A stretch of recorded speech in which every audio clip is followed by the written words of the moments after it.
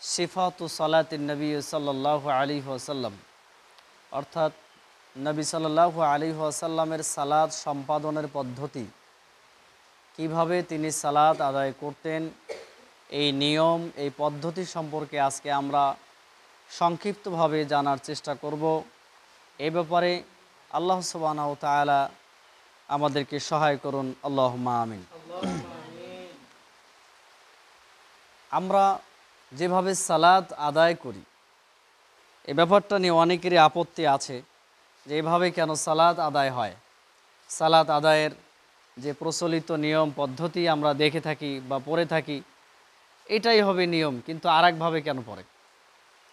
কিন্তু সেটাও যে কোরআন সুন্নাহর আদলে, সেটাও যে কোরআন সুন্নাহর ভিত্তিতে আদায় করা হয়, এবং শুধু কোরআন সুন্নাহর ভিত্তিতেই বলবো না, বলবো কোরআন সুন্নাহর সহি সনদে প্রমাণিত, হাদিস দ্বারা প্রমাণিত, সেভাবেই সালাত আদায় করা হচ্ছে।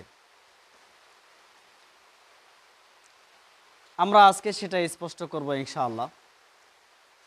দেখুন, আবু হুরায়রা রাদিয়াল্লাহু তাআলা আনহু থেকে বর্ণিত আছে, আন্না রজুলান দাখালাল মসজিদা, একজন ব্যক্তি মসজিদে প্রবেশ করলো।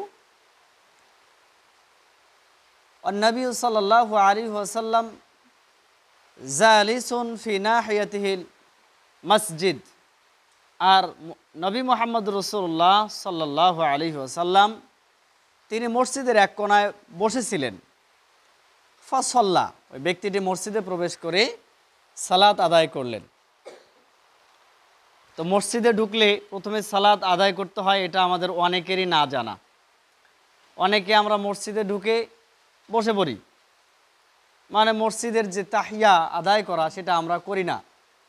অথচ নবী মুহাম্মদ রাসূলুল্লাহ সাল্লাল্লাহু আলাইহি ওয়াসাল্লাম তিনি বলেন, ইদা দাখালা আহাদাকুমুল মসজিদা ফালা ইয়াজলিস, তোমাদের কেউ যখন মসজিদে প্রবেশ করবে সে যেন বসে না যায়। হাত্তা ইউসাল্লি রাকাআতাইনি, যতক্ষণ না সে 2 রাকাত সালাত আদায় করে।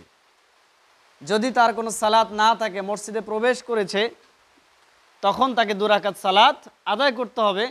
এটা নবী মুহাম্মদ রাসূলুল্লাহ সাল্লাল্লাহু আলাইহি সাল্লাম নির্দেশ দিচ্ছেন। এজন্য ব্যক্তিটি মসজিদে প্রবেশ করেই ফাসাল্লা, সালাত আদায় করলেন। সুম্মা যা, এরপর তিনি নবী মুহাম্মদ রাসূলুল্লাহ সাল্লাল্লাহু আলাইহি সাল্লামের কাছে আসলেন। ফাকালা ফাসাল্লামা আলাইহি, তারপর নবী সাল্লাল্লাহু আলাইহি সাল্লামকে সালাম দিলেন। ফাকালা লাহু রাসূলুল্লাহ সাল্লাল্লাহু আলাইহি ওয়াসাল্লাম, রাসূল সাল্লাল্লাহু আলাইহি ওয়াসাল্লাম তাকে বললেন, ওয়া আলাইকাস সালাম ওয়ারজি, তুমি ফিরে যাও। সালামের উত্তর নিয়ে তিনি বলেন, ওয়ারজি, তুমি ফিরে যাও। ফাসাল্লি, তুমি সালাত আদায় করো। ফাইন্নাকা লাম তুসাল্লি, কেননা তুমি সালাত আদায় করনি। ফারাজা ফাসাল্লা, ব্যক্তিটি আবার ফিরে গেল এবং সালাত আদায় করলো। ফাসাল্লামা, এরপর রাসূল সাল্লাল্লাহু আলাইহি সাল্লামকে সালাম দিলেন। ফাকালা ওয়া আলাইকাস সালাম, এরপর নবী সাল্লাল্লাহু আলাইহি সাল্লাম বললেন, ওয়া আলাইকাস সালাম। ইরজি ফাসাল্লি ফাইন্নাকা লাম তুসাল্লি, ফিরে যাও, সালাত আদায় করো, কেননা তুমি সালাত আদায় করনি। এরপরে আবার বলছেন, সে ব্যক্তি আবার ফিরে গেল, সালাত আদায় করলো এবং নবী সাল্লাল্লাহু আলাইহি সাল্লামকে সালাম দিল।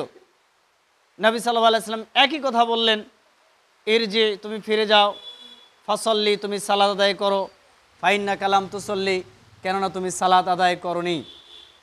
কারণ সালাত আদায় করতে হয় নবী সাল্লাল্লাহু আলাইহি সাল্লামের পদ্ধতিতে, কিন্তু সে ব্যক্তির এটা জানা ছিল না, এজন্য সে তার মতো করে সালাত আদায় করলো। এজন্য নবী সাল্লাল্লাহু আলাইহি সাল্লাম বললেন, তুমি সালাত আদায় করনি, তার মানে তোমার সালাত আদায় হয়নি, এটা সালাত নয়। রাসূলের পদ্ধতিতে না হলে সেটাকে সালাত বলা যাবে না।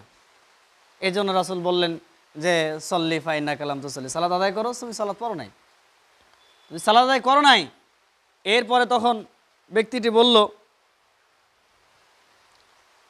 ইয়া রাসূলুল্লাহ আল্লিমনি আল্লিমনি সালাহ, আপনি আমাকে সালাত শিক্ষা দেন, আমি এর থেকে ভালো সালাত আদায় করতে পারি না, মানে এর থেকে ভালো পদ্ধতি আমার জানা নাই, যেভাবে আদায় করলে আদায় হবে। আমার জানা নেই, অতএব আপনি আমাকে শিক্ষা দেন। ফাকালা, তারপর রাসূল সাল্লাল্লাহু আলাইহি ওয়াসাল্লাম বললেন, ইদা কুমতা ইলা সালাহ, যখন তুমি সালাতে দাঁড়িয়ে যাবে, ফাকাব্বির, সর্বপ্রথম তুমি তাকবীর দাও।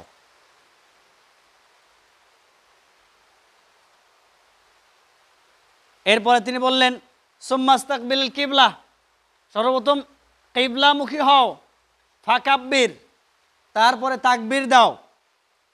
সুম্মা ক্রা বিমা তায়াসসারা মাআকা মিনাল কোরআন, এরপরে কোরআনের যা তোমার সহজ সাধ্য, তোমার কাছে যেটা সহজ, এমন নয় যে সূরা বাকারা তেলাওয়াত করতে হবে, এমন নয় সূরা আলে ইমরান তেলাওয়াত করতে হবে, এমন নয় সূরা ইয়াসিন তেলাওয়াত করতে হবে।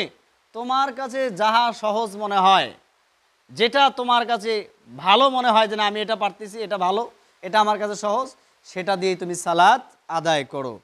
এরপরে তিনি বললেন, যখন তেলাওয়াত শেষ, সুম্মার কা, এরপর তুমি রুকু করো, হাত্তা তাতমাইন্না রাকিআন, এমনকি তোমার রুকুটা হবে ধীর স্থিরভাবে, কোনো রকম তাড়াহুড়া হবে না, ধীর স্থিরভাবে তুমি তোমার রুকুগুলো সম্পন্ন করো। এরপরে তিনি বললেন, সুম্মার ফা, রুকু থেকে এরপর ওঠো, এরপর রুকু থেকে ওঠো, হাত্তা তাস্তাবিয়া কাইমান, এমনকি তুমি সোজা হয়ে দাঁড়াও। এটা অনেকেরই ঘাটতি আছে, অনেকেই রুকু করে ঠিকই, রুকুতে গিয়ে যে সোজা হয়ে দাঁড়াবে, এই দাঁড়ানোটা তার হয় না, মানে রুকু থেকেই দ্রুতগামী প্রাণেরই না এসে মাটিতে লুটিয়ে যায়, সিজদায় চলে যায়। অথচ নবী মুহাম্মদ রাসূলুল্লাহ সাল্লাল্লাহু আলাইহি ওয়াসাল্লাম বললেন, তুমি রুকু থেকে ওঠো, সুম্মা রফা রাসাহু হাত্তা তাস্তাবিয়া কাইমান, এরপর তুমি রুকু থেকে উঠে সোজা হওয়া পর্যন্ত তুমি দাঁড়িয়ে যাও, একদম সোজা হয়ে দাঁড়াতে হবে। সুম্মা সুজুদ, যখন তুমি সোজা হয়ে দাঁড়িয়ে গেলে, এরপর তুমি সিজদা করো, হাত্তা তাতমাইন্না সাজিদান, এবং ধীর স্থিরভাবে তুমি তোমার সিজদাকে সম্পন্ন করো। সুম্মা রফা, এরপর সিজদা থেকে তুমি মাথা উঠাও, হাত্তা তাতমাইন্না জালিসান, মাথা উঠিয়ে তুমি সুন্দরভাবে ধীর স্থিরভাবে বসে যাও। প্রথম সিজদা দিয়ে ধীর স্থিরভাবে বসে যেতে হবে, এমনকি বসাটা তার কমপ্লিটলি হতে হবে, এবং বসার কারণে যে একটা প্রশান্তি অনুভব হয়, অবশ্যই সেটা অনুভব হতে হবে, এভাবে তাকে বসতে হবে। এরপরে বললেন, সুম্মা সুজুদ, এরপর তুমি আবারও সিজদা করো, আবারও তুমি সিজদা করো, দ্বিতীয় সিজদা করো। রাসূল সাল্লাল্লাহু আলাইহি ওয়াসাল্লাম বললেন, সুম্মা রফা হাত্তা তাস্তাবিয়া কাইমান, এরপর তুমি ওঠো, এরপর তুমি ওঠো এবং উঠে সরাসরি দাঁড়িয়ে যাও। সুম্মা ফাল যালিকা ফি সলাতিকা কুল্লিহা, আর এইভাবেই তুমি তোমার সম্পূর্ণ সালাতকে সম্পন্ন করো, তোমার সালাতকে এভাবেই তুমি সম্পন্ন করবে। এটা সালাতের একটি পদ্ধতি। আমরা সালাতের পদ্ধতি বিষয়ে আরও হাদিস উল্লেখ করছি, মনোযোগ দিয়ে শুনতে হবে। এ ব্যাপারে আনাস রাদিয়াল্লাহু তাআলা আনহু থেকে বর্ণিত, কানা রাসূলুল্লাহ সাল্লাল্লাহু আলাইহি ওয়াসাল্লাম ইস্তাফতিহুস সালাহ বিত-তাকবীর ওয়াল কিরাআতা বিলহামদুলিল্লাহি রাব্বিল আলামিন।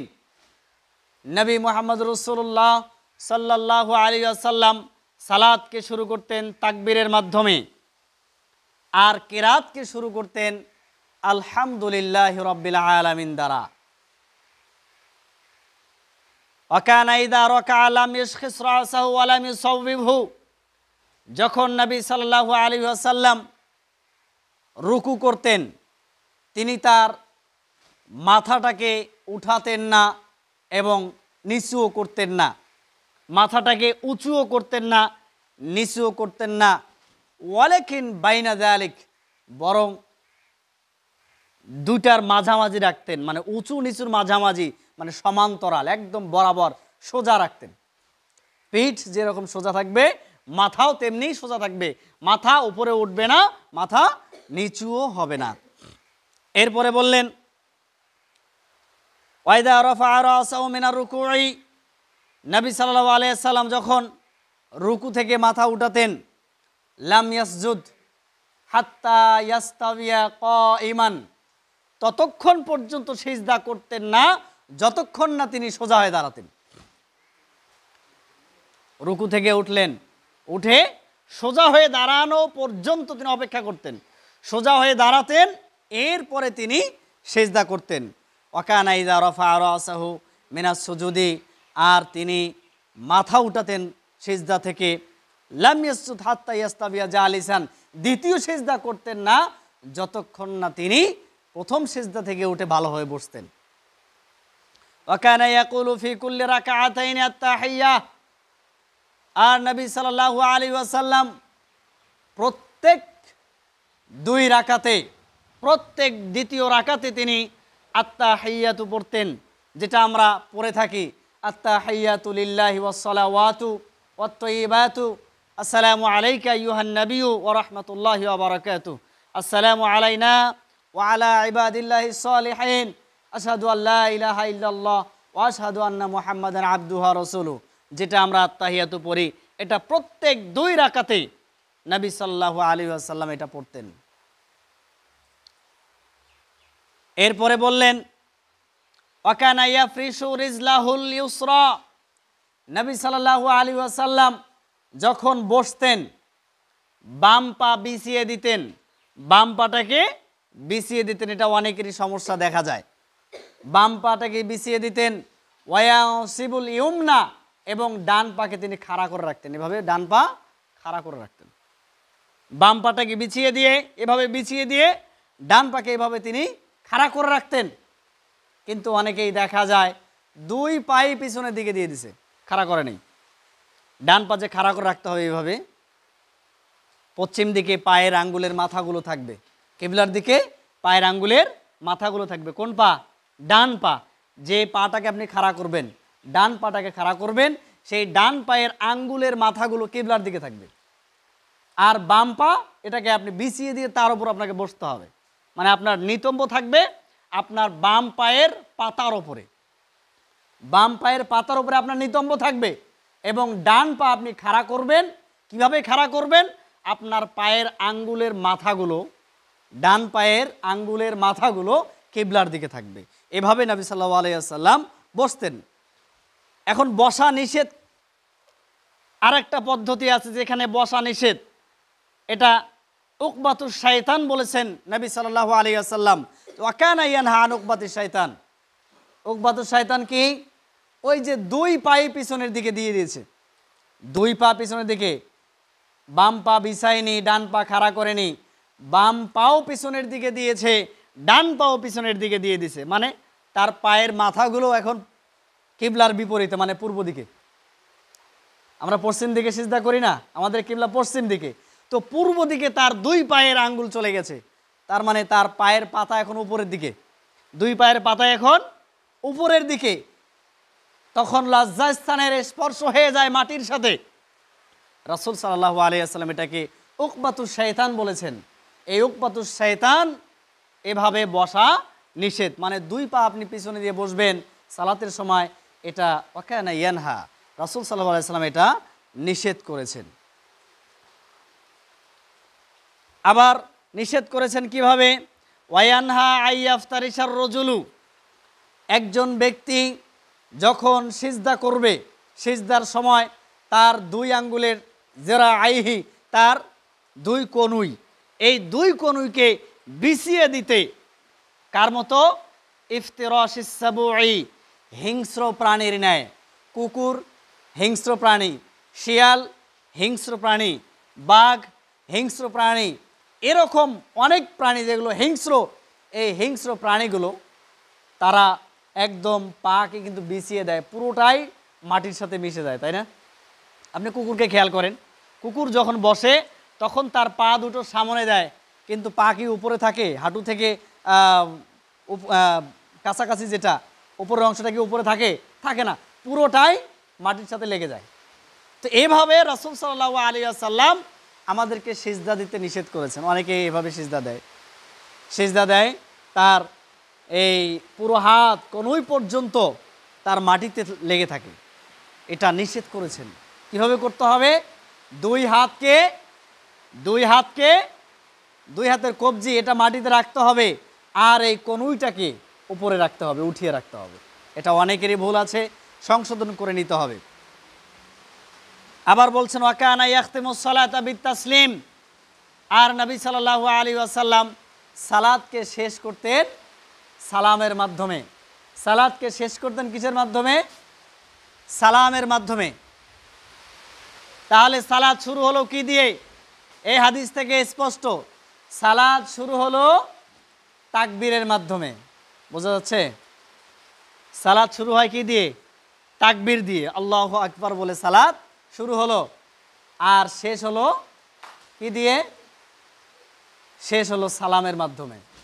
তো যারা আমরা অনেকে মনে করছি যে সালাত সম্পন্ন হচ্ছে না ততক্ষণ পর্যন্ত, যতক্ষণ পর্যন্ত ইমাম সাহেব দুহাত তুলে মোনাজাত করবে ততক্ষণ পর্যন্ত সালাত শেষ হবে না, যতক্ষণ করবে না ততক্ষণ পর্যন্ত সালাত শেষ হবে না।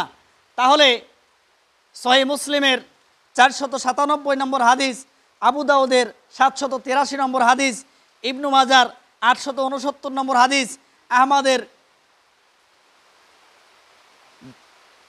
24,030 নম্বর হাদিস, ইরওয়াউল গালিল 316 নম্বর হাদিসে যে হাদিসটা এসেছে যে রাসূল সাল্লাল্লাহু আলাইহি ওয়াসাল্লাম তাকবীর দিয়ে সালাত শুরু করতেন আর সালাতকে শেষ করতেন সালামের মাধ্যমে, এই হাদিসটা কি হবে? হাদিস তো সহিহ, হাদিসটা সহিহ। তাহলে আপনি যে মনে করছেন যে মোনাজাত হয়নি, হুজুর দুহাত তুলে মোনাজাত করেনি, তার মানে সালাত হয়নি, এ হুজুরের সালাত হয়নি, এ মন্তব্য যে আপনি করছেন, তাহলে হুজুরের ব্যাপারে মন্তব্য করছেন না, আপনি স্বয়ং রাসূলের হাদিসকে আপনি অস্বীকার করছেন। রাসূলের হাদিসের ব্যাপারে আপনি অবাধ্য হয়ে যাচ্ছেন, যেখানে রাসূল সাল্লাল্লাহু আলাইহি ওয়াসাল্লাম বললেন যে সালাত শুরু হয় তাকবীরের মাধ্যমে, সালাত শেষ হয় সালামের মাধ্যমে, সালাম ফেরানোর পরে সালাতের আর কোনো কানেকশন নাই। এরপর আপনার যেটা আছে জিকির, এরপরে আপনার জিকির আছে, যেটা নবী সাল্লাল্লাহু আলাইহি ওয়াসাল্লাম করতেন। যেমন আল্লাহু আকবার বলতেন, আস্তাগফিরুল্লাহ আস্তাগফিরুল্লাহ আস্তাগফিরুল্লাহ বলতেন, আল্লাহুম্মা আনতাস সালাম ওয়া মিনকাস সালাম তাবারাকতা ইয়া যাল জালালি ওয়াল ইকরাম, এই দোয়াগুলি তিনি পাঠ করতেন। আরও অনেক দোয়া তিনি পাঠ করতেন। এটা সালাতের পরের জিকির, এটা প্রত্যেকে নিজ নিজ দায়িত্বে এটা করবে, নিজ নিজ দায়িত্বে এই দোয়াগুলো সে পাঠ করবে। এটা ছিল নবী সাল্লাল্লাহু আলাইহি ওয়াসাল্লামের সুন্নাহ। সেটা আমরা না করে আজকে আমরা পড়ে আছি আর এক সুন্নাহ নিয়ে, যে সুন্নাহ রাসূলের নয়, যে সুন্নাহ রাসূলের নয়। রাসূল সাল্লাল্লাহু আলাইহি ওয়াসাল্লাম জীবনে কোনোদিন কখনো ফরজ সালাতের পরে সাহাবীদেরকে নিয়ে সম্মিলিতভাবে মোনাজাত করেছেন, এর কোনো দলিল প্রমাণাদি পাওয়া যায় না। যারা করছেন ওই যে আগের থেকে করে আসছেন সেটার উপর ভিত্তি করে, কিন্তু কোরআনের কোনো রেফারেন্স নাই, না এর রেফারেন্স আছে হাদিসে, কোথাও কোনো রেফারেন্স নাই। তো যেটা কোরআন সুন্নায় নাই সেটাকে আমরা সুন্নাহ হিসেবে, রাসূলের সুন্নাহ হিসেবে মেনে নিতে পারি না। অবশ্যই রাসূল সাল্লাল্লাহু আলাইহি ওয়াসাল্লাম বলেছেন, তারাকতু ফীকুম আমরাইনি লান তাদিল্লু মা তামাসসাকতুম বিহিমা কিতাবাল্লাহি ওয়া সুন্নাতা রাসূলিহি, আমি তোমাদের কাছে দুইটা জিনিস রেখে যাচ্ছি, যতদিন তোমরা এই দুইটা জিনিসকে আঁকড়ে ধরবে ততদিন পর্যন্ত তোমরা পথভ্রষ্ট হবে না। এক, কিতাব আল্লাহ, আল্লাহর কোরআন, ওয়া সুন্নাতা রাসূলিহি, এবং রাসূলের সুন্নাহ, এই দুইটাকে আঁকড়ে ধরলে পথভ্রষ্ট হওয়া সম্ভব নয়। তো এই দুইটাতে আপনি দেখান যে রাসূল সাল্লাল্লাহু আলাইহি সাল্লাম ফরজ সালাতের পরে সম্মিলিতভাবে দোয়া করেছেন, সম্মিলিতভাবে মোনাজাত করেছেন, দেখান। যদি আপনি দেখাতে পারেন কোরআন সুন্নাহয়, আমরা নির্দ্বিধায় কোনো রকম আমরা মন্তব্য না করে, কোনো রকম বাহানা না করে আমরা সেটাকে মেনে নেব। কারণ কোরআনে যা আছে, হাদিসে যা আছে, আমরা এর জন্য আমাদের জীবনকে সঁপে দিয়েছি। কোরআন সুন্নাহয় যা আছে এর জন্য আমরা আমাদের জীবনকে সঁপে দিয়েছি। কোরআন সুন্নাহয় যা আছে সেটাই আমরা মেনে নিব, এর বাইরে আমরা মানতে রাজি নই। প্রিয় মুসলিম ভাই, সালাত আদায়ের আরো পদ্ধতি আছে, যেটা হাদিস দ্বারা স্পষ্ট। আন আবি হুমায়দ আস-সাঈদি قال في نفر من أصحاب رسول الله صلى الله عليه وسلم আবু হুমায়দ সাঈদী সাহাবীদের একটি দলের মাঝখানে এসে তিনি বলছেন, আনা আহফাদুকুম বিসসালাতি রাসূলিল্লাহি সাল্লাল্লাহু আলাইহি ওয়াসাল্লাম, আমি তোমাদের সবার চেয়ে রাসূল সাল্লাল্লাহু আলাইহি ওয়াসাল্লামের সালাতের পদ্ধতি মুখস্থ করে রেখেছি, সবার চেয়ে ভালোভাবে আমি জানি। সেটা কি? তিনি বললেন, রাআইতুহু ইযা কাব্বারা জাআলা ইয়াদাইহি হাযা মানকিবাইহি, যখন নবী সাল্লাল্লাহু আলাইহি ওয়াসাল্লাম তাকবীর দিতেন তখন তিনি তার দুই হাতকে উঠাতেন কোন পর্যন্ত? হাযা মানকিবাইহি, এই যে কাঁধ, দুই কাঁধ বরাবর দুই হাতকে তিনি উঠাতেন। নবী সাল্লাল্লাহু আলাইহি ওয়াসাল্লাম যখন তাকবীর দিতেন তখন তিনি দুই হাতকে দুই কাঁধ বরাবর করতেন। এরপর বললেন কি? ওয়াইদা রাকা, যখন তিনি রুকু করতেন, আমকানা ইয়াদাইহি মিন রুকবাতাইহি, তখন তিনি তার এই দুই হাত দ্বারা দুই হাঁটুকে শক্ত করে ধরতেন। তার মানে আঙ্গুলগুলো রুকু করার সময় আঙ্গুলগুলো এরকম ফারাক থাকবে, ফাঁকা ফাঁকা থাকবে, এরকম ফাঁকা ফাঁকা থাকবে, তা না হলে আপনি শক্ত করে ধরতে পারবেন না। নবী সাল্লাল্লাহু আলাইহি সাল্লাম যখন রুকু করতেন, রুকুর সময় তিনি এইভাবে আঙ্গুলগুলো রাখতেন এবং হাঁটুকে শক্ত করে ধরতেন, হাঁটুকে শক্ত করে ধরতেন দুই হাত দিয়ে। এরপর তিনি বললেন সুম্মা হাসারা যাহরাহু, এরপর তিনি তার পিঠটাকে নুইয়ে দিতেন, পিঠটাকে নুইয়ে দিয়ে তারপর দুই হাঁটুকে শক্ত করে ধরতেন। ফাইদা রাফা রাসাহু ইস্তাওয়া, যখন তিনি মাথা উঠাতেন সোজা হয়ে দাঁড়াতেন, যখন তিনি মাথা উঠাতেন কিসের থেকে? রুকু থেকে।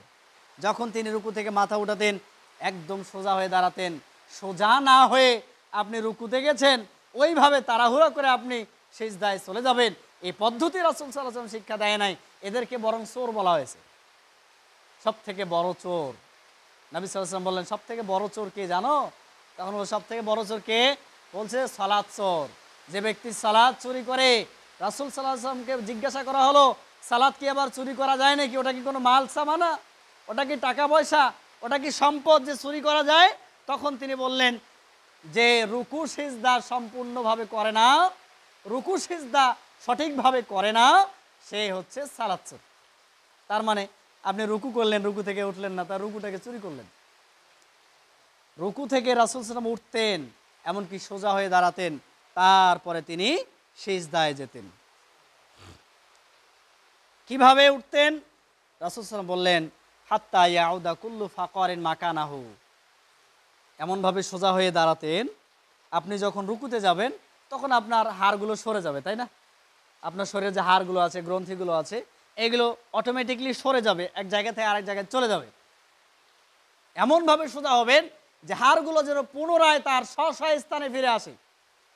তার মানে আপনাকে দাঁড়াতে হবে, আপনাকে ভালোভাবে দাঁড়াতে হবে। এভাবেই রাসূল সাল্লাল্লাহু আলাইহি ওয়াসাল্লাম দাঁড়াতেন। ফাইদা সাজাদা, যখন তিনি সিজদা করতেন, ওয়াদা ইয়াদাইহি গায়রা মুফতারিশিন, যখন তিনি সিজদা করতেন তখন তিনি তার দুই হাতকে রাখতেন বিছিয়ে দেওয়া ছাড়া। আমরা বললাম ওই যে হিংস্র প্রাণীর ন্যায় বিছিয়ে দেওয়া, এটা নিষেধ করেছেন। তো রাসূল সাল্লাল্লাহু আলাইহি ওয়াসাল্লাম বিছিয়ে দেওয়া ছাড়া, মানে শুধুমাত্র দুই হাতের তালুকে শুধু মাটিতে রাখতেন, আর পুরো কনুইটা উপরে থাকতো, মাটি থেকে বিচ্ছিন্ন থাকতো, উপরে থাকতো। অনেকেই বিছিয়ে দেয়, এটা জায়েজ নাই, এটা রাসূল সাল্লাল্লাহু আলাইহি ওয়াসাল্লাম নিষেধ করেছেন এবং এটাকে হিংস্র প্রাণীর ন্যায় সাদৃশ্য তিনি করেছেন। শুধু বিছিয়ে দিলেন এমনটা না, ওয়ালা কাবিদিহিমা, এবং আপনি বিছিয়ে দিলেন না কিন্তু অধিক ফাঁক করে ফেললেন, এটাও জায়েজ নাই। আবার একবারে সংকীর্ণ করলেন, মানে চিপা চাপা হয়ে সিজদা দিলেন, একদম আঁটোসাঁটো হয়ে। যে রাসূল সাল্লাল্লাহু আলাইহি ওয়াসাল্লাম বলেছেন যে কমপক্ষে একটা ছাগলের বাচ্চা যেন যাতায়াত করতে পারে, সিজদারত ব্যক্তির নিজ দিয়ে একটা বকরির বাচ্চা, 6 মাসি বাচ্চা যেন চলাফেরা করতে পারে, কিন্তু আপনি সেটা জায়গা দিলেন না, বরং আঁটোসাঁটো হয়ে একবারে মাটির সাথে লেগে সিজদা দিলেন। ওয়ালা কাবিদিহিমা, তিনি এটাকে একদম আঁটোসাঁটো করতে নিষেধ করেছেন, বিছিয়ে দিবে না এবং আঁটোসাঁটো করবে না। ওয়াস্তাকবালা বিআতরাফি আসওয়াবি রিজলাইহিল কিবলাতা, আর রাসূল সাল্লাল্লাহু আলাইহি ওয়াসাল্লাম তার পায়ের যে আঙ্গুলগুলো রয়েছে, এই আঙ্গুলের মাথাগুলো, পায়ের আঙ্গুলের মাথাগুলো কিবলার দিকে রাখতেন যখন দাঁড়াতেন। অনেকে আমরা এইভাবে দাঁড়াই, কোন দিকে? কিবলার দিকে থাকলো, কিবলার দিকে থাকলো না, তাহলে কি করতে হবে? একদম সোজা হয়ে দাঁড়াতে হবে, পায়ের আগাগুলো যেন কিবলার দিকে থাকে। রাসূল সাল্লাল্লাহু আলাইহি ওয়াসাল্লাম এভাবেই দাঁড়িয়েছেন, দাঁড়াতে বলেছেন। ফাইদা জালাসা ফির রাকাতাইনি, যখন তিনি প্রথম রাকাতে, প্রথম দ্বিতীয় রাকাতে, মানে প্রথম যে বৈঠক, 2 রাকাত ছাড়া তো আর বৈঠক হয় না, হয় শুধু ভিতর বাদ দিয়ে, ভিতরে 1 রাকাতে বৈঠক হয়, করা যায়, কিন্তু এছাড়া যত সালাত আছে 2 রাকাতে বৈঠক করতে হয়। তো প্রত্যেক দ্বিতীয় রাকাতে রাসূল সাল্লাল্লাহু আলাইহি ওয়াসাল্লাম বসতেন, জালাসা আলা রিজলাহিল ইউসরা, তিনি বাম পায়ের ওপর বসতেন, ওই যে বাম পাকে বিছিয়ে দিতেন, বাম পাকে এইভাবে বিছিয়ে দিয়ে তার উপরে রাসূল সাল্লাল্লাহু আলাইহি ওয়াসাল্লাম বসতেন।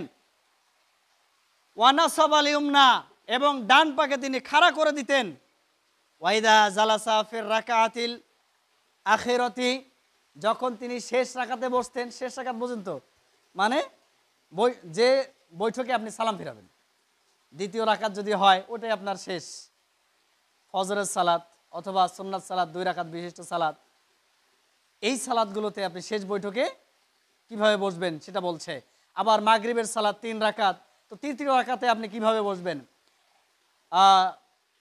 এশার সালাত আপনি 4 রাকাত পড়েন, জোহরের সালাত আপনি 4 রাকাত পড়েন, ফরজ সালাত, তাই না? তো তখন চতুর্থ রাকাতে আপনাকে বসতে হবে, এটা হচ্ছে আপনার শেষ রাকাত। তো রাসূল সাল্লাল্লাহু আলাইহি ওয়াসাল্লাম শেষ রাকাতে বসতেন কিভাবে, কদ্দামা রিজলাহুল ইউসরা, তিনি এই বাম পাটাকে আগায়া দিতেন, আগায়া দিতেন। ওয়া নাসাবাল উখরা, এবং অন্যটিকে মানে ডান পাটাকে দাঁড় করিয়ে রাখতেন। ওয়া ক্বাদা আলা মাকআদাতিহি, এবং তখন তিনি বসতেন তার নিতম্বের ওপর, মানে পাচার ওপরে তিনি বসতেন, বাম পাটাকে বের করে দিতেন। কিভাবে, মনে করেন এটা আপনার ডান পা, এটা বাম পা, এই বাম পাটাকে তিনি ডান পায়ের নিচ দিয়ে বের করে দিতেন, ডান পায়ের নিচ দিয়ে বাম পাটাকে বের করে দিতেন, আর ডান পাকে এইভাবে খাড়া করতেন।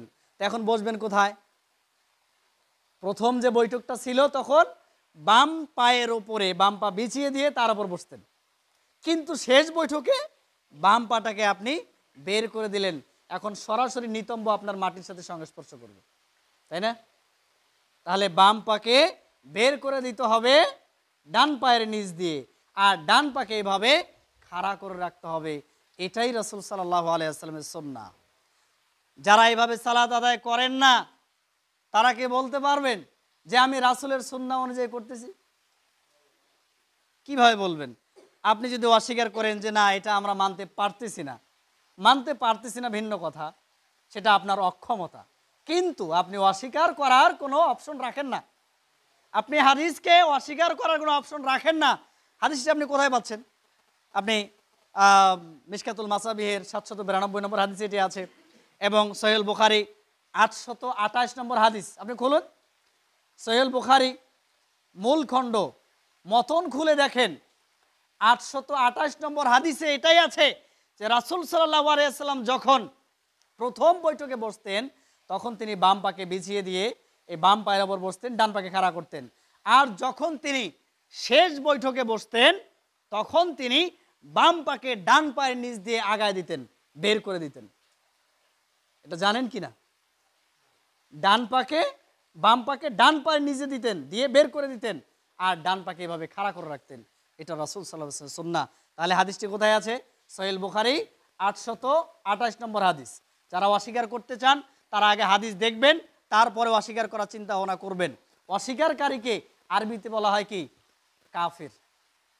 কাফারা ইয়াকফুরু কাফরান ফাহুয়া কাফিরুন, ইসমে ফাইল মানে কর্তা, কর্তাকে বলা হয় কাফির, মানে অস্বীকারী। তাহলে আপনি যদি এটাকে অস্বীকার করেন তাহলে আপনি কাফির হয়ে যাবেন, কারণ আছে তো, যেটা আছে এটাকে অস্বীকার করার কোনো বুদ্ধি আছে, উপায় আছে?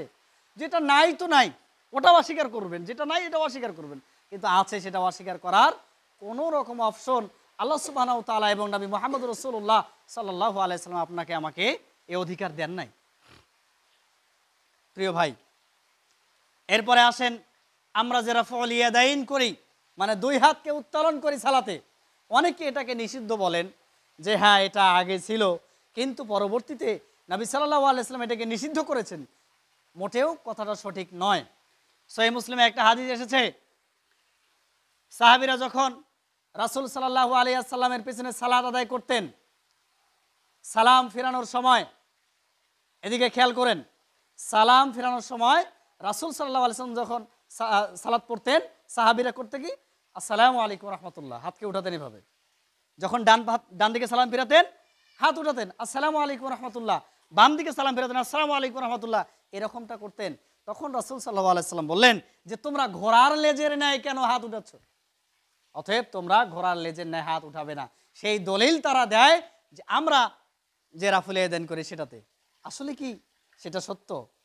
দেখেন, ওটা সত্য নয়, ওটা সালাম ফেরানোর সময় আমাদেরকে ধোকা দেওয়া হয়, এক জায়গার জিনিস আরেক জায়গায় নিয়ে এসে ধোকা দেয়, এটা সঠিক নয়। আর ওটা ছিল সালাম ফেরানোর সময়, আমরা সালাম ফেরানোর সময় এটা করি করি সালাম ফেরানোর সময় আমরা রাফুল ইয়াদাইন করি, হাত উঠাই? তা তো উঠাই না, ওটা রাসূল সাল্লাল্লাহু আলাইহি ওয়াসাল্লাম নিষেধ করেছেন।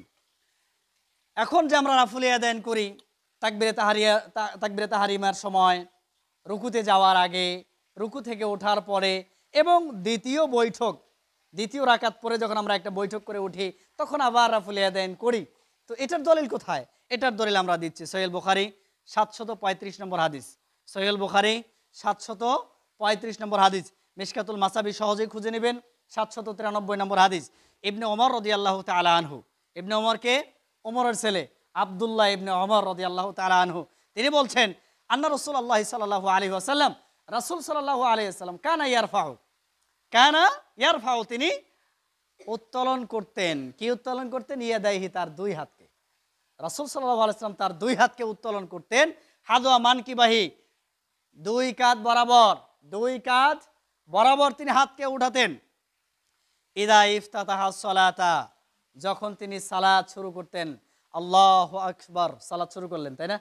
ইজা ইফতাতাহা সালাহ, যখন তিনি সালাতকে শুরু করতেন তখন তিনি দুই হাতকে কাঁধ বরাবর উঠাতেন। ওয়াইদা কাব্বারা লিররুকুই, যখন তিনি রুকুর জন্য তাকবীর দিতেন, আল্লাহু আকবার বলে এখন রুকুতে যাবেন, তখন দুই হাত উত্তোলন করতেন। ওয়াইদা রাফা রাসাহু মিনার রুকুই, যখন তিনি রুকু থেকে উঠতেন, মানে যখন তিনি বলতেন সামি আল্লাহু লিমান হামিদা, তখন তিনি দুই হাতকে উত্তোলন করতেন। রব্বানা ওয়া লাকাল হামদ, যেখানে আমরা কি বলি রব্বানা ওয়া লাকাল হামদ হামদান কাসীরান তাইয়িবান মুবারাকান ফি। আবার তিনি বলছেন, আর যখন তিনি বৈঠক শেষ করে উঠতেন, ওয়াইদা কামা মিনাল জুলুস, যখন তিনি বৈঠক করে উঠতেন তখন তিনি আবার দুই হাতকে উত্তোলন করতেন। ওয়া কানা লা ইয়াফআলু যালিকা ফি সুজুদ, আর এটা তিনি করতেন না সিজদার সময়, মানে একটা সিজদা দিলাম, সিজদা দিয়ে আবার রাফুল ইয়াদাইন করবে, এটা করতেন না। ওয়া কানা লা ইয়াফআলু যালিকা ফি সুজুদ, সিজদার সময় তিনি এটা করতেন না। কখন করতেন? রুকুতে যাওয়ার আগে, রুকু থেকে ওঠার পরে, রুকুতে যাওয়ার আগে, রুকু থেকে ওঠার পরে, আবার যখন তিনি বৈঠক করতেন, বৈঠকের পরে যখন তিনি উঠতেন তখন দুই হাত উত্তোলন করতেন। আর যখন সালাত শুরু করতেন, তাহলে চারটা স্থানে সালাতের মধ্যে কি করতে হবে? রাফউল ইয়াদাইন করতে হবে। এটা রাসূল সাল্লাল্লাহু আলাইহি ওয়াসাল্লামের সুন্নাহ। প্রিয় ভাই, এখন প্রশ্ন হচ্ছে যে আমরা যারা রাফুল ইয়াদাইন ছাড়া পড়ি না, তাহলে আমাদের সালাত কি বাতিল? কখনো না। এ কথা বলার অধিকার আমাদেরকে দেন নাই নবী মুহাম্মদ রাসূলুল্লাহ সাল্লাল্লাহু আলাইহি ওয়াসাল্লাম। এটা হচ্ছে সুন্নাহ। এটা কি সুন্নাহ? আপনি বুকে হাত বাঁধেন না, আপনি নিচে বাঁধেন, আপনি যদি নাও বাঁধেন তাতেও তো বলার অধিকার নাই যে সালাত হবে না। কিন্তু রাসূল সাল্লাল্লাহু আলাইহি ওয়াসাল্লামের সহিহ সুন্নাহ হচ্ছে বুকে হাত বাঁধা। ওয়ালি ইবনে হুজর রাদিয়াল্লাহু তাআলা আনহু থেকে বর্ণিত, রাসূল সাল্লাল্লাহু আলাইহি ওয়াসাল্লামকে তিনি বললেন যে সাল্লাইতু ওরা রাসূলুল্লাহ সাল্লাল্লাহু আলাইহি ওয়াসাল্লাম, আমি রাসূল সাল্লাল্লাহু আলাইহি ওয়াসাল্লামের পিছনে সালাত আদায় করলাম। তখন তিনি কি করলেন? তাকবীর দিলেন এবং তিনি তার ওয়াজা ইয়াদাহুল ইমনা আলা ইয়াদিহিল ইসরা আলা সাদরিহি, তখন তিনি তার ডান হাতকে বাম হাতের উপর রাখলেন কোথায়? আলা সাদরিহি, তার বুকের উপর। বুক কোনটা? এটাই তো বুক নাকি? এই বুকের উপরে তিনি রাখলেন। আবার যারা নাভির নিচে বাঁধেন, নাভির নিচে বাঁধারও দলিল আছে, তারা নাভির নিচে বাঁধতে পারেন, কিন্তু সেটা ওইভাবে শক্তিশালী মজবুত নয়। আমি কি কথাটা বোঝাতে পেরেছি? কথাটা বুঝতে পারছেন আপনারা? রাফুল ইয়াদাইন করেন, হাদিসে আছে, না করেন, অস্বীকার করার অপশন নাই। আপনি অস্বীকার করতে পারবেন না বা বিরোধিতা করতে পারবেন না যে এটা করা যাবে না, এটা সুন্নাত নয়, এভাবে বলার কোনো অধিকার রাখেন না আপনি। এই অধিকার আপনাকে আমাকে দেওয়া হয় নাই। এবং আপনি বুকে হাত বাঁধেন না, নাভির নিচে হাত বাঁধেন, আমার অধিকার নাই যে আপনার সালাত হচ্ছে না এই কথা বলার। আমি কি বুঝাতে পারছি? তবে একটা কথা মনে রাখবেন, প্রত্যেকটা সুন্নাহ আমলের ক্ষেত্রে আপনি 10টা করে নেকি পাবেন। রাফুল ইয়াদান করা কি সুন্নাত, ফরজ নয়। রাফুল ইয়াদান করা কি সুন্নাত, ফরজ নয়। করবেন নেকি পাবেন, করবেন না নেকি পাবেন না। বিরোধিতা করলে কাফির হয়ে যাবেন। বোঝা যায় কথা? বুকে হাত বাঁধা সুন্নাত, বাঁধবেন না কোনো সমস্যা নেই, সালাত হবে, কিন্তু বিরোধিতা করবেন কাফির হয়ে যাবেন। সালাতে পায়ে পা মিলানোর ব্যাপারে আমরা বলেছিলাম, পায়ে পা মিলানোর ব্যাপারে বলেছিলাম যে রাসূল সাল্লাল্লাহু আলাইহি ওয়াসাল্লাম বললেন, মান ওয়াসালা সাফান ওয়াসালাহুল্লাহ, অমান কতা সাফান কতাহুল্লাহ। যেই ব্যক্তি কাতারের মধ্যে মিলে দাঁড়ায়, পরস্পরে পায়ে পা কাঁধে কাঁধ মিলে দাঁড়ায়, আল্লাহ সুবহানাহু ওয়া তাআলা তার সাথে সম্পর্ক গড়েন। সুবহানাল্লাহ বলবেন না? ওয়ামান কতা সাফান কতাহুল্লাহ। আর যেই ব্যক্তি কাতার থেকে বিচ্ছিন্ন হয়ে যায়, মানে একজন আরেকজনের থেকে পৃথক হয়ে যায়, কতাহুল্লাহু, আল্লাহ সুবহানাহু ওয়া তাআলা তার থেকে সম্পর্ক বিচ্ছিন্ন করেন। নাউযুবিল্লাহি মিন যালিক। আবার শোনেন, রাসূল সাল্লাল্লাহু আলাইহি ওয়াসাল্লাম বললেন, মান ওয়াসালা সাফান, যে ব্যক্তি কাতারের ফাঁকা বন্ধ করবে, বানাল্লাহু লাহু বাইতান ফিল জান্নাহ, আল্লাহ সুবহানাহু ওয়া তাআলা তার জন্য জান্নাতে একটি ঘর নির্মাণ করবেন। সুবহানাল্লাহ। শুধু তাই নয়, ওয়ারাফা বিহা দারাজাতান, এবং তার মর্যাদাকে আল্লাহ সুবহানাহু ওয়া তাআলা উঁচু করে দিবেন। সুবহানাল্লাহ বলবেন না? আবার তিনি বলছেন, যে ব্যক্তি কাতার সোজা করলো না, কাতারকে পরিপূর্ণ করলো না, তার সালাতও পরিপূর্ণ হলো না। রাসূল সাল্লাল্লাহু আলাইহি সাল্লাম বললেন, আনাস রাদিয়াল্লাহু তাআলা আনহু থেকে, যে ইদা উকিমাতুস সালাহ, যখন সালাতের তাকবীর দেওয়া হতো, ফাকবালা আলাইনা ওয়াজহিহি রাসূলুল্লাহ সাল্লাল্লাহু আলাইহি ওয়াসাল্লাম, তাকবীর দেওয়ার পরে, মানে ইকামত দেওয়ার পরে রাসূল সাল্লাল্লাহু আলাইহি ওয়াসাল্লাম আমাদের দিকে ঘুরতেন। আমাদের মানে মুসল্লিদের দিকে। রাসূল সাল্লাল্লাহু আলাইহি ওয়াসাল্লাম সামনে, ইমাম তিনি সামনে, ইকামত দেওয়া হলো, ফাকবালা, ফা মানে পরে, এরপরে রাসূল সাল্লাল্লাহু আলাইহি ওয়াসাল্লাম সাহাবীদের মুখে দাঁড়ালেন, মুসল্লিদের দিকে হয়ে দাঁড়ালেন।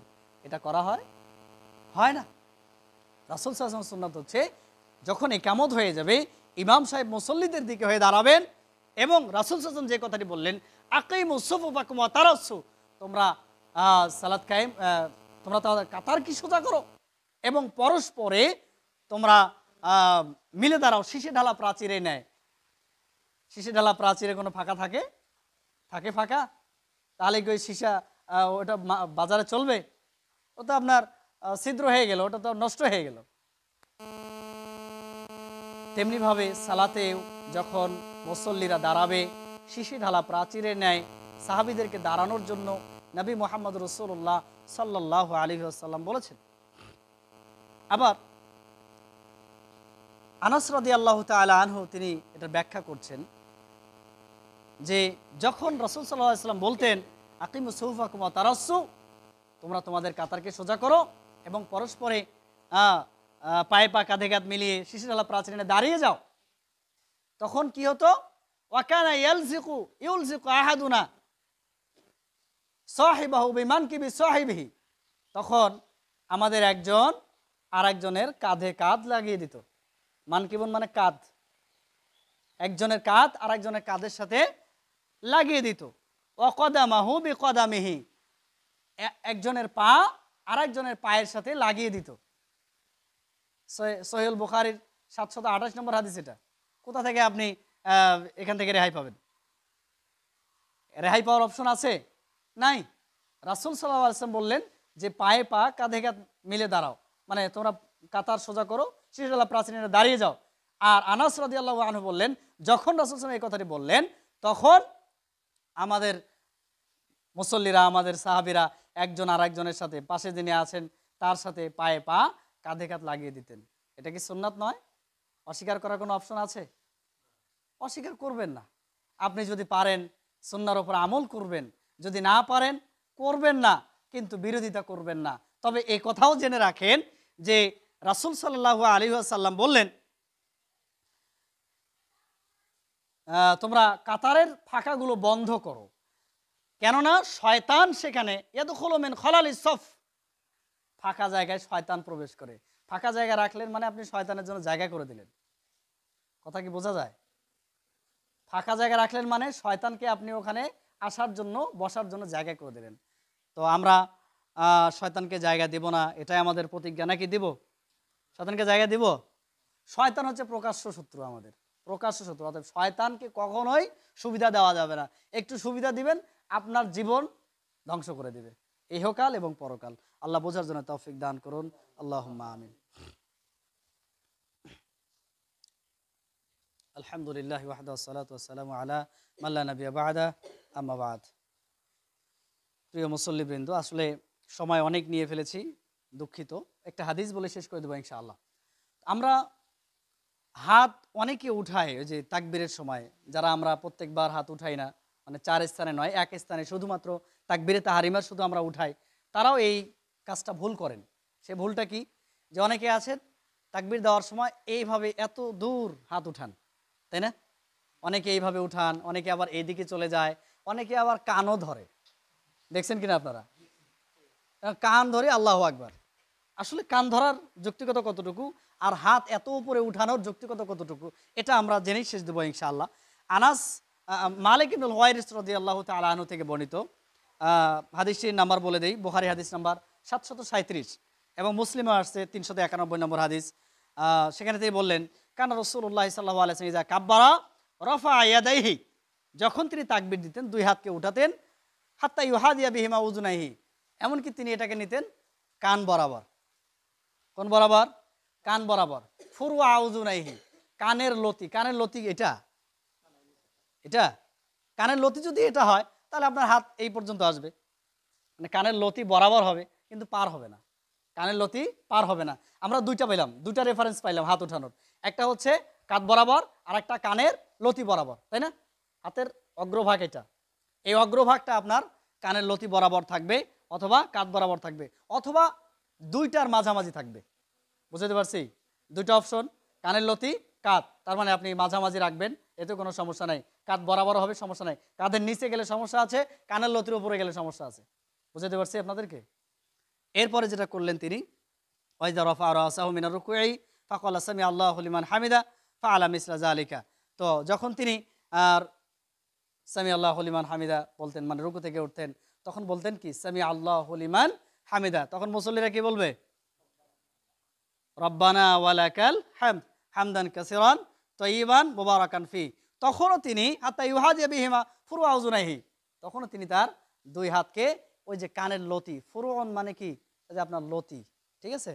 ফুরওয়া উযুনাইহি, কানের লতি বরাবর হাত উঠাতেন। আল্লাহ সুবহানাহু ওয়া তাআলা আজকে আমরা যতটুকু শিখলাম, যতটুকু জানলাম, সেই অনুপাতে আমল করার তৌফিক দান করুন। আল্লাহুম্মা আমিন।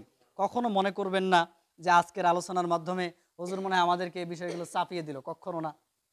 আপনি চাইলে আমল করবেন, না চাইলে না করবেন, এটা আপনার অভিরুচি। কিন্তু আকীদার ব্যাপারে অবশ্যই সজাগ থাকবেন। এটা অভিরুচি নয়, যেটা আছে সেটাই মানতে হবে। আমলের ক্ষেত্রে যেটা সুন্নাহ, এটার ব্যাপারে ইখতিয়ার আছে। আপনি চাইলে আমল করবেন, না চাইলে আমল করবেন না। কখনো আমরা কাউকে চাপিয়ে দিচ্ছি না যে আপনি এটা মানতে বাধ্য, কখনো না। যেহেতু আরও অন্যান্য শাওয়াহিদ হাদিস আছে, সেগুলোর উপরে আপনি আমল করতে পারেন। তবে আজকে আমরা যেটা বর্ণনা করলাম, আমরা সহিহ সনদে যে হাদিসগুলো প্রমাণিত, সহিহ বুখারী, সহিহ মুসলিম এবং অন্যান্য সহিহ সনদে যে হাদিসগুলো পাওয়া যায়, সেগুলো আমরা বর্ণনা করলাম। আল্লাহ সুবহানাহু ওয়া তাআলা আমাদেরকে বোঝার জন্য তৌফিক দান করুন। আল্লাহুম্মা আমিন। যারা অসুস্থ রয়েছে আল্লাহ সুবহানাহু ওয়া তাআলা শিফায়ে কামিলা আজিলা দান করুন। আল্লাহুম্মা আমিন। গত জুমায় একটা দাবি করেছিলাম, মানে জানিয়েছিলাম আপনাদেরকে যে মসজিদের কাজ চলমান আছে, আপনারা সেটা দেখছেন। যার কারণে আপনারা আপনাদের দানের হাতকে প্রশস্ত করুন। আপনারা সাধ্যমতো আপনাদের টাকা পয়সা থেকে, ধন সম্পদ থেকে দান করুন। আপনি একটা টাকা মসজিদে দান করলে এর বিনিময়ে আল্লাহ সুবহানাহু ওয়া তাআলা জান্নাতে আপনার ঘর নির্মাণ করে দেবেন। সুবহানাল্লাহ। আল্লাহ সুবহানাহু ওয়া তাআলা যেন আমাদের প্রত্যেকেই এক বস্তা দুই বস্তা সিমেন্ট হলেও যেন দেওয়ার তৌফিক দান করেন, এবং আল্লাহ সুবহানাহু ওয়া তাআলা জান্নাতে একটি ঘর পাওয়ার তৌফিক দান করেন। আল্লাহুম্মা আমিন। এ পর্যায়ে দোয়া করছি সকলের জন্য যারা অসুস্থ রয়েছে, আল্লাহ সুবহানাহু ওয়া তাআলা তাদেরকে শিফায়ে কামিলা আজলা দান করুন। আল্লাহুম্মা আমিন। অনেক ভাই আন্দোলন করতে গিয়ে মৃত্যুবরণ করেছেন, অনেকে আন্দোলন না করেও মৃত্যুবরণ করেছেন। আল্লাহ সুবহানাহু ওয়া তাআলার কাছে তাদের জন্য মাগফিরাত কামনা করি। আল্লাহ সুবহানাহু ওয়া তাআলা তাদেরকে ক্ষমা করুন, তাদের ভুল ত্রুটিগুলো মাফ করে দিয়ে জান্নাতুল ফেরদাউস দান করুন এবং তাদেরকে শহীদি মর্যাদা দান করুন। আল্লাহুম্মা আমিন। এবং আল্লাহ সুবহানাহু ওয়া তাআলা আমাদেরকে এবং আমাদের দেশকে জালিম থেকে, সন্ত্রাস থেকে রক্ষা করুন। আল্লাহুম্মা আমিন। এবং এই দেশকে সবুজ শ্যামলে পরিপূর্ণ করে এই দেশে যেন আবার শান্তি বিরাজ করে, সেই পরিবেশ আল্লাহ সুবহানাহু ওয়া তাআলা অতি সত্বর সৃষ্টি করে দিন। আল্লাহুম্মা আমিন। আল্লাহুম্মা সাল্লি আলা মুহাম্মাদি ওয়া আলা আলি মুহাম্মাদ কামা সাল্লাইতা আলা ইব্রাহিম ওয়া আলা আলি ইব্রাহিম ইন্নাকা হামিদুম মাজিদ। আল্লাহুম্মা বারিক আলা মুহাম্মাদ ওয়া আলা আলি মুহাম্মাদ কামা বারাকতা আলা ইব্রাহিম ওয়া আলা আলি ইব্রাহিম ইন্নাকা হামিদুম মাজিদ। সুবহানাকা আল্লাহুম্মা ওয়া বিহামদিকা।